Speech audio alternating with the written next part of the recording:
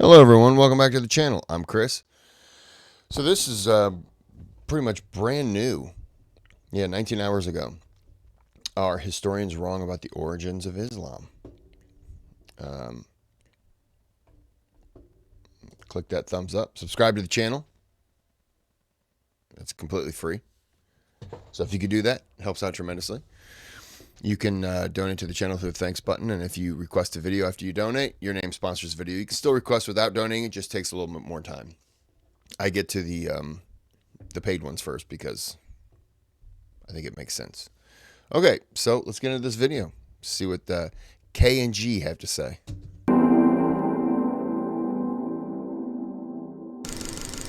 The history of the exact origins of world religions is often shrouded in mystery and the subject of much debate. The value holy books and texts have as historical documents has been a fierce academic battleground for historians for centuries. Islam, as the most recent global religion, was considered to be the exception to this rule, with the 19th century French scholar Ernest Renan claiming that it was born in the light of history. For centuries, it was assumed that the Quran, Hadiths, Sirah, and other religious texts of Islam reflected the historical reality of the foundation and development of this religion. This persisted until 1970, when a movement spearheaded by the American historian John Wensborough began casting doubt on the historicity of Islam's religious texts, a movement which came to be known as the revisionist school of Islamic studies. This movement has questioned a vast array of commonly accepted things, ranging from Islam's place of origin to the historicity of the Prophet Muhammad. In this video, we will explore these alternative theories on the beginnings of Islam, reimagining our fundamental understanding of the origins of the Muslim faith, from its place of origin in the deserts of Arabia to the life and times of its founding prophet. This video is sponsored by our YouTube include so Japan Wars restore pinned wall for supporting us. We couldn't be doing it without your help. We have extensively covered the history and origins of Islam in our previous videos, particularly from the perspective which is now called the traditionalist view. However, to properly contextualize the theories we will discuss today, we must first reiterate the traditionalist historiographic view of Islam. According to Muslim holy texts, Islam was founded by its prophet Muhammad, a man from the Qurayshi clan of Arabia.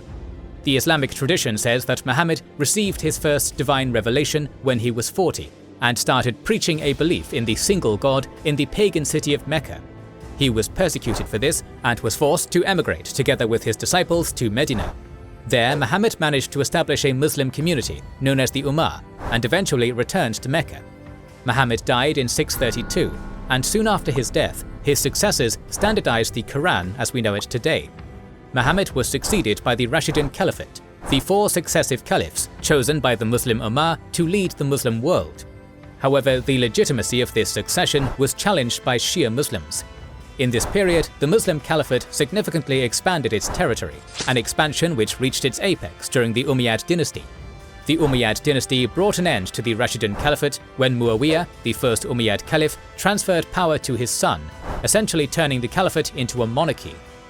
According to the traditionalist view, Islam had become a fully formed religion during the Prophet's lifetime and immediately after his death. According to Robert Hoyland, all the fundamental teachings of Islam had been established before Muhammad's death, and the source material tends to give the impression that Muhammad and his companions brought forth Islam complete, and that later scholars merely codified and interpreted it. As such, the Quran, the Sirah, or biography of Muhammad, and other interpretations of the religion, such as the Hadiths and later Muslim writers such as Al-Tabari, became accepted as the key sources for understanding the period of the foundation of Islam. For a long time, this narrative was commonly accepted by academia. However, in the 1970s, several scholars started questioning the historicity of the Islamic scripture, and in so doing, launched the revisionist school of Islamic study.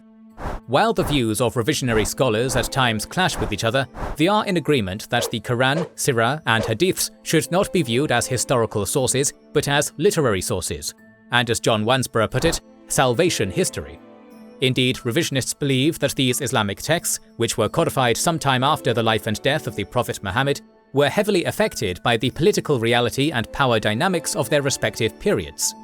So, what are the most commonly noted problems referred to by revisionist historians in Islamic sources? The main point of contention brought up by revisionists is the 150-year time gap between Muhammad's death and the first Islamic written sources about his life and the emergence of Islam. Indeed, there are no surviving written sources from before the second half of the 8th century describing the events that led to the foundation of Islam in detail. While external sources from the 7th century do mention the emergence of a new religion and a prophet, they do so only superficially. Another thing often pointed out by revisionists are the contradictions between Muslim accounts of the history of Islam and Muhammad's biographies. The same events or stories are described inconsistently. For instance, a prominent... Are they saying because there's potentially 100 years after his death before anything was put down that it means that it could be inaccurate? Wasn't it like 400 years after Jesus? So one is okay, but one's not? I guess I'm kind of confused on that one. Revisionist Patricia Crone notes that the Muslim sources present the same purported encounter of Muhammad with non-Muslims in 15 different ways. Another example is the story of Muhammad's soul being cleansed. The common theme here is that the Prophet's belly was opened by some beings who cleansed his soul from evil. The details of this story differ wildly between different Muslim sources, varying from the nature of the beings who did this, who ranged from angels to eagles, the number of people or beings who did this, and the number of people who witnessed this event. To be fair, it is rather strange that revisionist historians even analyze this story in the context of inconsistent reports, since it is clearly an example of hagiography and religious passage. Many would argue that this story is meant to be taken allegorically, not literally. So from a historical and academic point of view, it does not really matter that there are inconsistencies in this religious story. The third common problem that revisionists refer to is the impact of political power and dominant narratives on the early Muslim historians of Islam. This argument refutes the notion that the knowledge about Muhammad and the origins of Islam had been preserved. Revisionist historians mention the difference in the description of the jizya tax in Muslim sources as evidence of influence of the political dynamics of the age on these sources. The jizya is mentioned in Muslim sources as the tax that non-Muslim peoples of the book must pay to their Muslim rulers. However, in the earlier Constitution of Medina, a treaty between Muhammad and the elite of the city of Medina, including the Jewish community, there is no mention of the jizya. Moreover, the goalposts of who within the caliphate had to pay the jizya were periodically shifting. Initially, all converts to Islam were exempt from paying the jizya tax, but the increasing number of converts meant that the state was now getting less tax revenue, which obviously was not an ideal situation. Hence, the caliphate gradually started to sophisticate and complicate its taxation system in order to keep the state revenues flowing. Another revision. That makes sense. Hey, listen, if you don't want to convert, we're going to tax you. Okay, I'll convert then. Okay, well, when you convert, there's no more taxes. Yeah, okay, I'll convert then. Okay, guys, everyone's converting, which we didn't really expect. We shouldn't have told them, if you convert, you don't have to pay taxes. But if you don't convert, you have to. You should have just put right out, excuse me, it's $10. Just go with the money thing, okay? It's $10 a year, whatever. If you don't convert, and if you do convert, it's $4 for the year. You know what I'm saying? Like, greatly reduce it. You're still going to get money to fund, which pretty much turned into military expeditions. You're still going to get that money. You're just, oh, come on. You're still going to get the money. You're just getting less. And you're offsetting that with now being able to have more people. Man, I'm awful phlegmy. To have more people. I lost my train of thought. To have more people in your religion, more people potentially of military age that could join, Historian Jorgen Simonsen mentions another example in his work. According to him, the term zakat, which is now associated with the obligation of Muslims to give to charity, originally meant purification in the Quran. It means this term was later reinterpreted in Muslim sources to legitimize the transfer of some social burden from the state to the ummah. It is beyond doubt that Islam's holy scripture and other religious texts have been interpreted and reinterpreted on many occasions. So I let me go back. Okay. The purification part, I don't see negative. To change it to you give to charity, you're giving to charity. Okay. It also, by doing a good deed, you would be purifying your soul. So I don't see why that is an issue. That seems like somebody who's just wanting to try to poke holes in something. I don't see that as you're purifying the soul. Okay. You're giving to charity. Okay. You're doing a good deed that purifies the soul. So what's the issue? And other religious texts have been interpreted and reinterpreted on many occasions, and this is occurring to this day. Muslim rulers, including the caliphs, have used religious authorities to reinterpret the verses of the Quran and hadiths. Some hadiths are universally rejected in the Islamic tradition for being fabricated for political purposes. However, it is not entirely clear how this argument of the revisionists poses problems to the traditionalist reading of Islamic history. The Quran is first and foremost a religious book, not a history book or a legal text. Many laws of the Islamic states have indeed taken their legitimacy from the Quran and Islam's other religious texts, eventually leading to the emergence of the Islamic law, the Sharia. With that said, the reinterpretation of Islam's religious texts in different and at times contradictory manners does not explicitly refute the traditional understanding of the history of Islam. Revisionist historians pose several other arguments in their critique of the traditionalist point of view, but what is their alternative reading of the history of Islam's emergence? Bear in mind that different historians propose different alternative understandings, and they are often not in agreement amongst themselves. Perhaps the most controversial theory posed by the revisionist school of Islamic studies was developed by Patricia Crone and her colleague Michael Cook, and puts into question the land in which Islam originated. While Muslims and traditionalist historians believe that the Arabian cities of Mecca and Medina were the places of origin of Islam, the aforementioned skeptics present a different methodology, relying on available foreign historical and linguistic data, along with archaeological evidence. The revisionists refuse to base their scholarship solely on Arabic sources and on sources which make up the Islamic tradition, believing that non-Muslim sources who wrote about Islam during the time of the religion's founding provide a better understanding of the early history of Islam. In their work called the Hagerism, Crone and Cook argue that Islam That would be like people not believing that the United States is where it is today. Now, we believe there's one time it was in Mexico. What? What are you talking about?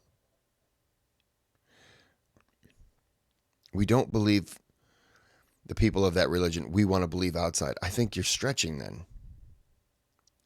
You're looking for anything that will give you the answer that you're looking for, which is going to be counter to whatever Islam says.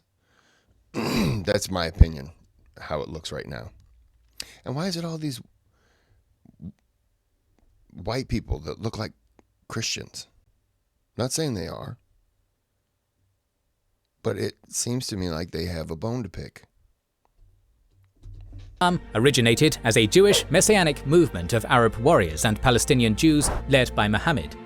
Their evidence for this comes from a Greek Christian source, the Doctrina Jacobi, which was written during the Arab conquest of Syria between 632 and 634.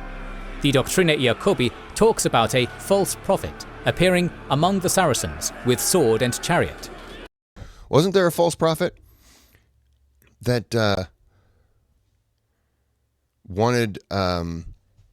So I can't remember the name of the fool. He ended up killing somebody because they wouldn't acknowledge that he was a prophet. He was trying to get in good, you know. And could that be the reference to that guy? Because he was like trying to tell Muhammad, "Hey, we can split. You know, we're both, you know, we both been touched by God, so we can." And everyone was just like, "Yeah. Sure you have, bud." This source tells a story of a Byzantine commander being killed by the Saracens, and how Jews were overjoyed by this. Assuming this prophet was probably Muhammad, The Greek writer refers to this movement as the Hagarenes, descendants of Hagar, Abraham's wife, and Megaritai, or emigrants, a term strikingly similar to the Arabic term Muhajirin, which referred to the earliest Muslim community who emigrated from Mecca to Medina under the leadership of Muhammad. Crone and Cook argue that after a successful conquest of Palestine under the command of Muhammad, the Arabs gradually broke their alliance with the Jews in fear of being assimilated by them. Instead, they borrowed heavily from Christianity and Judaism to forge a separate religious identity for themselves, Islam. To that end, the Arabs accepted Jesus as the Messiah. They designated Muhammad as a figure similar to Moses, on the way to creating their own version of an Abrahamic religion. The authors claim that Islam gained its current form under the Umayyad dynasty, when the Arab control over the Holy Land was solidified and entrenched. Thus, Islam did not originate in Arabia, but in the Levant, several generations after the Prophet Muhammad's death. This theory is problematic for several reasons. First, it completely ignores Arab sources and relies on foreign sources, ignoring the fact that non-Arab sources about Islam can be just as biased as Arab sources.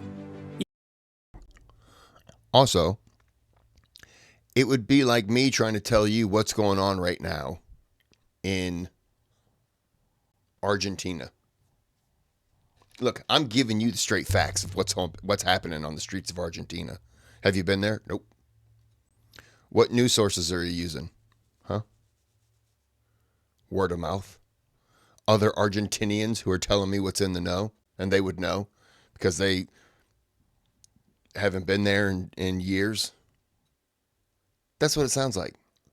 Why would you? No. Were you there? Did you go there and study? Sorry. Did you go there and study? Do you have a steady source in there that's giving you information? Back in those days, it wasn't instantaneous. You wrote a letter.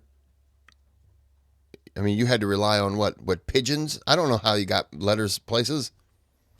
Pigeons?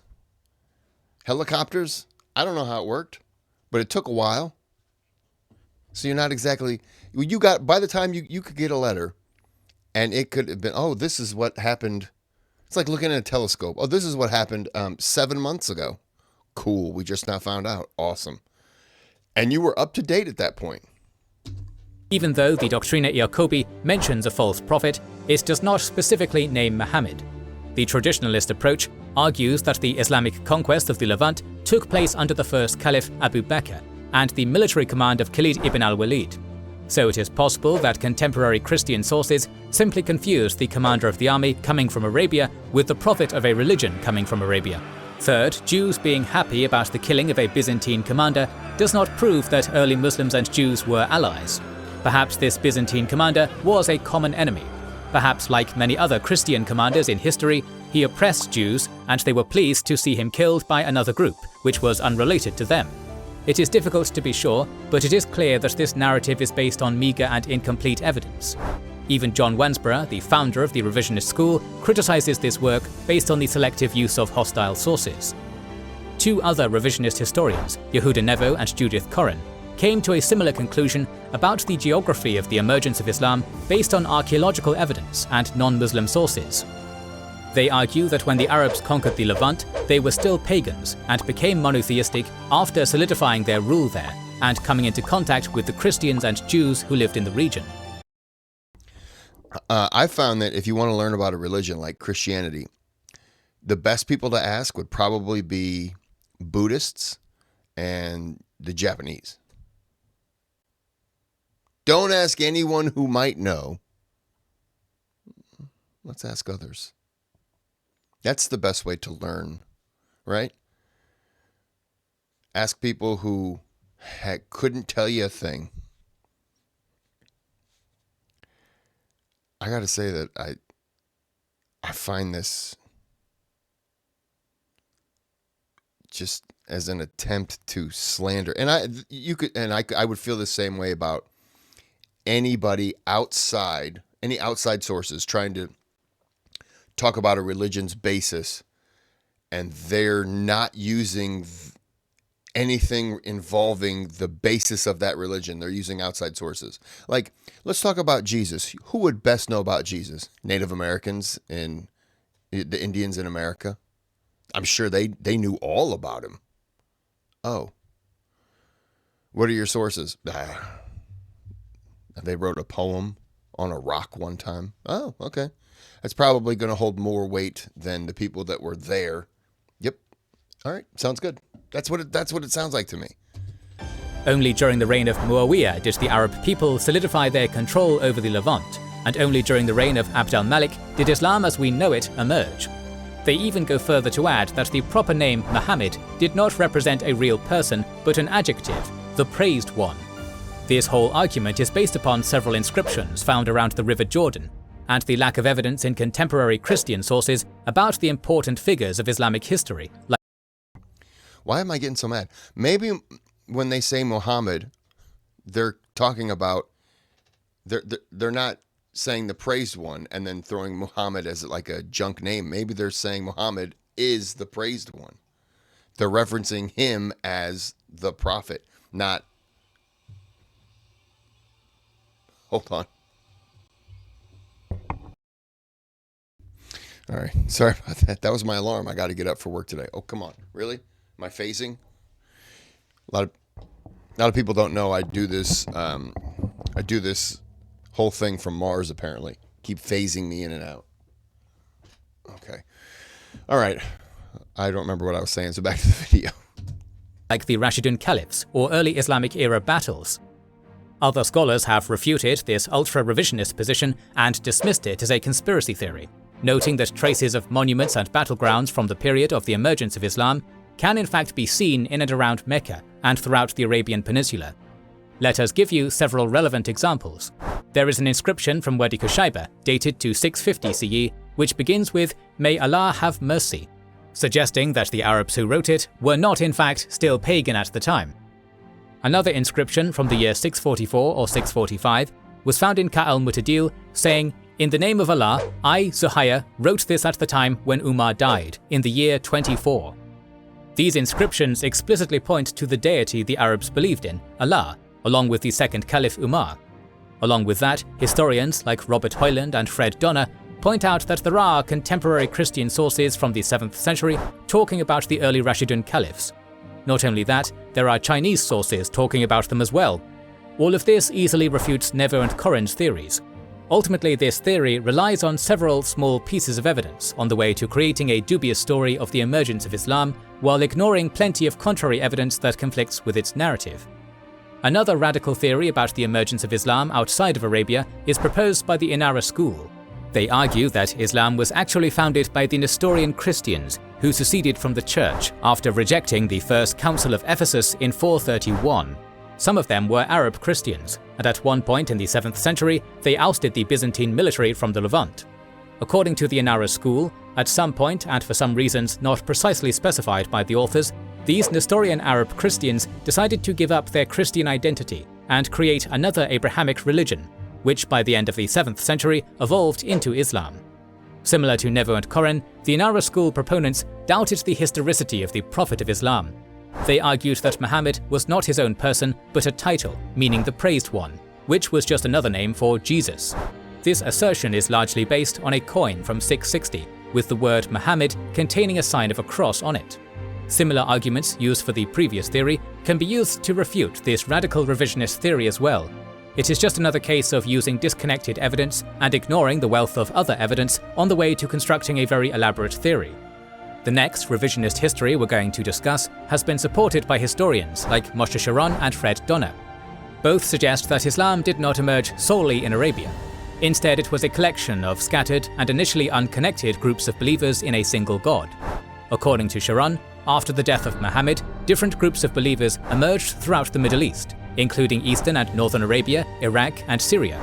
Each group had its own leader, the Emir al-Mu'minan, or the Commander of the Believers, a common reference to the Caliphs. This theory asserts that the group in Syria was led by the Umayyad family. In Kufa, Ali ibn Abu Talib was the leader, while in the Mecca-Medina region, Abd Allah ibn Zubayr was the commander of the believers. These groups competed and... So I could see Muhammad starting it, other people converging to learn, to join. Muhammad dies, and I could see some of them losing not interest, but losing faith and hope in sticking around. There was the fitna afterwards. So a lot of people were probably like, I don't want any part of this. And so they fled. They went back to where they came from. And really. And when they did that, they told others who then kind of were starting to know about what was happening, and they started to spread that message. And so maybe they did become leaders in their area. I'm sorry, I've got to stretch now. Oh, stretching, yawning, coughing. That's what happens when you don't sleep. So maybe they went up and then they became kind of leaders in their area, spreading the message. Maybe. I don't know. Fought for power. Ultimately, the Umayyad dynasty won this power struggle and established Islam as the religion of their state to forge a unique religious identity. The proponents of this theory argue that at the initial stages, this movement of monotheistic believers, or mu'minun, did not have a distinct identity and prayed together with Christians. Donner notes that the word Muslim and its derivatives appear only 75 times in the Quran, while the word mu'min, meaning believer, occurs nearly 1,000 times. This, he argues, demonstrates that at the time when the Quran emerged, this new religious movement identified themselves not as Muslims but as believers. Donner claims that Quranic passages sympathetic to Christians and Jews and historical reports of joint prayers demonstrate this. He argues that only during the reign of the 5th Umayyad Caliph, Abd al-Malik, did Muhammad become the central figure of Islam, and Islam gain a separate and unique identity from the other Abrahamic faiths. Revisionists claim that Abd al-Malik ordered the construction of the Dome of the Rock Mosque in Jerusalem to divert pilgrims from Mecca, which at the time was not ruled by the Umayyad. This is an interesting theory, but it suffers from a problem similar to other revisionist theories. Proponents of this theory cherry-pick evidence that suits their narratives, ignoring all the rest. There may be more mentions of believers than Muslims in the Quran, but Islam's holy scripture does mention Muslims, and this cannot be ignored. What if these terms were used interchangeably, meaning more or less the same thing, as is the case now? What if Abd al-Malik tried to divert pilgrims from Mecca to Jerusalem simply because he did not rule over Mecca? The Quran indeed does have passages lumping together Muslims, Christians, and Jews as people believing in the same God, but it also has many passages condemning non-Muslim monotheists for straying from the righteous path.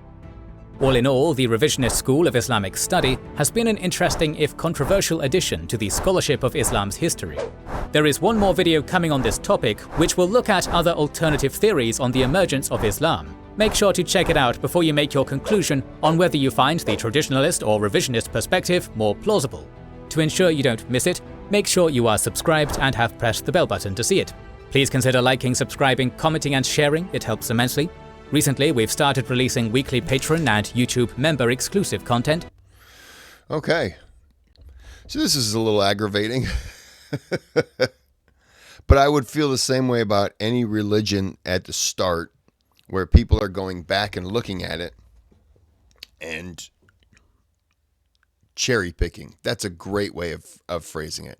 Cherry picking and taking something and making it something else by using the things on this side, which could be a negative that other people throughout history have written to just tarnish it, and they're just running with it instead of looking at both and saying, okay, what's realistic? There's hate on this side. What could be true? Well, let's look over here and see what things match up. Okay, well, I'm phasing again. I'm phasing. Okay, I'm back. What matches up? What do they have in common? Nothing? Okay. Well, I'm just going to go with column A then, because, that suits what the narrative I want to tell. That's what it comes down to. All right. This is a little more aggravating than I thought it would be. It's too early in the morning to deal with any of that nonsense. Well, I will do the second part that he's got coming out, but I'm sure it'll annoy me.